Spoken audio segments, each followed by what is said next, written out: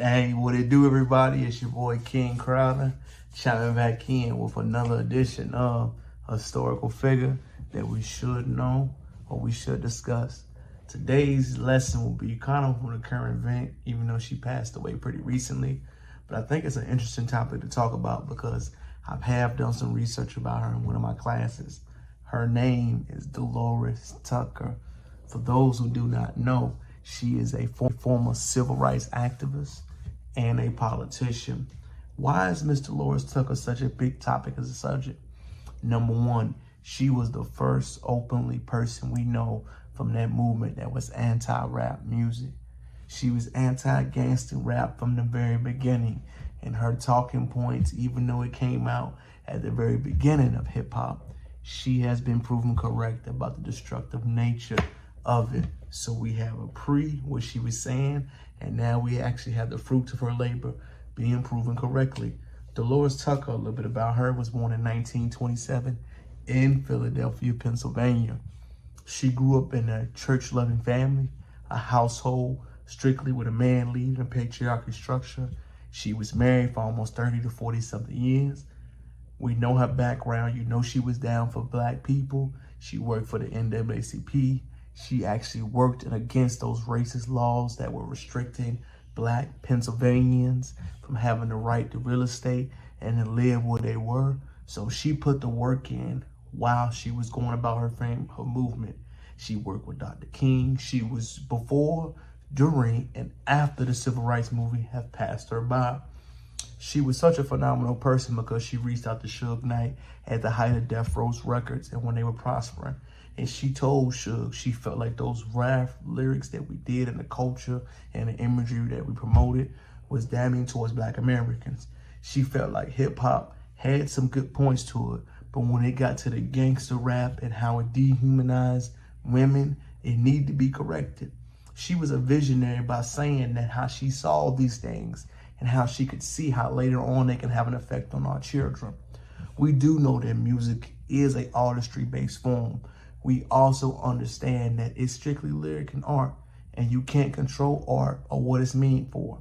Ms. Tucker went in and said to us earlier that she felt like it would have a negative influence on the children. She was one of the first ones to openly speak out about how the gang violence is starting to mirror in with the hip hop music. She saw that early.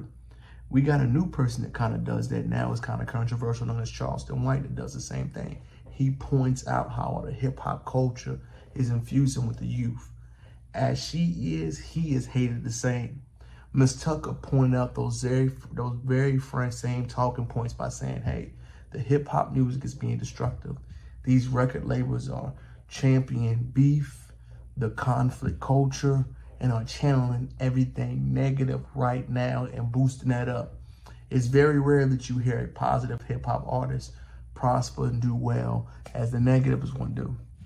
We noticed that the tones of music that she spoke about is very accurate because most of the negative records tend to get promoted and heavily influenced more, and the positive, uplifting ones don't get championed as much. Ms. Tucker was proven right in what she said. Towards the end of her life, she was sued, and it was conflict and different words about her saying that she was money chasing. People questioned her motives. They questioned if she was really down for the cause or was she trying to get rich. Ms. Tucker is going on to her grave by saying she infuriately denied that claim. She said that she was for her people. She wanted to see black people flourishing and doing well. Until the very end, we saw how Ms. Tucker's message stayed the same. She saw that hip hop could be bad, especially towards kids.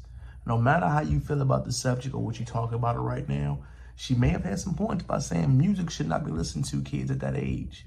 When you get older, you can make decisions about how you want to go about it, but we definitely should champion a much more sensitive message. Hip hop in artistry and form is up to interpretation, but I wanted to highlight Ms. Tucker's struggle. She's a person through history that should be exemplified and discussed based on what she believed and what she felt. It's up to interpretation how history views her, but I wanted to give Ms. Tucker her flower to highlight how an historical impact she had on American society. I definitely think it's important.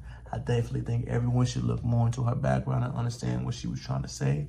But Ms. Delores Tucker was the first hip hop critic, the first hip hop hater, and the first one to point out the problems and struggles we have in rap music. All right, baby, it's your boy King Crowder. Check it back out again. I want to thank you for watching my videos. Please comment, like, and subscribe to the channel. I'm just earning up. First year doing this, year 0, so I'm very happy about my growth. If you can please let me know if you want to see anything in here or any changes. I'm more willing to do it. I just want to thank you for being one of my loyal people, loyal fan base, and I'm trying to grow and develop. Again, I want to bring you the best history that's important to you, that you should know, and what's beneficial to discuss in these topics. If anything else, please let me know. Peace.